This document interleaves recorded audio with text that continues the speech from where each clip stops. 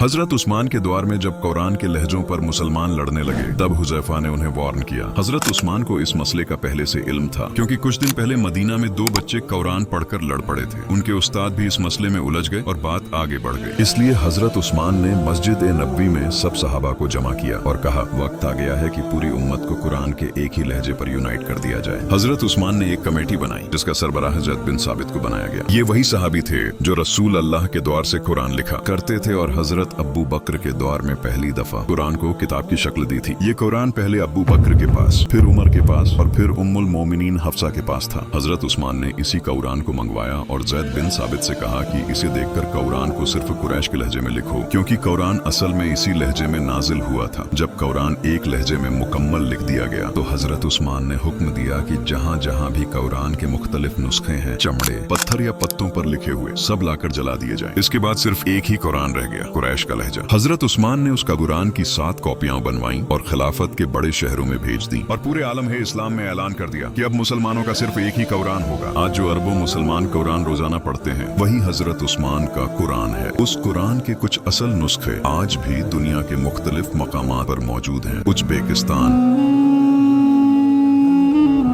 Istanbul, दमिश्क और यहाँ तक कि बर्मिंघम की यूनिवर्सिटी लाइब्रेरी तक। library for decades without anybody realizing just how old it was until इस तरह हजरत उस्मान ने कुरान को तौरात और इंजील की तरह बिगड़ने से बचा लिया। आज दुनिया में कोई भी कुरान की ऑथेंटिसिटी पर सवाल नहीं उठा सकता। हजरत उस्मान ने कुरान पर उम्मत को यूनाइट कर लिया, लेकिन उनके दौर में मुसलमानों की फतह जो तेजी से बढ़ रही थी रुक गई। रोमन एम्पायर की फौज उन्हें रोक रही थी। आगे बढ़ने का सिर्फ एक रास्ता बचा था, समंदर। और इसी दौर में इस्लाम की तारीख की पहली नेवी तैयार की गई।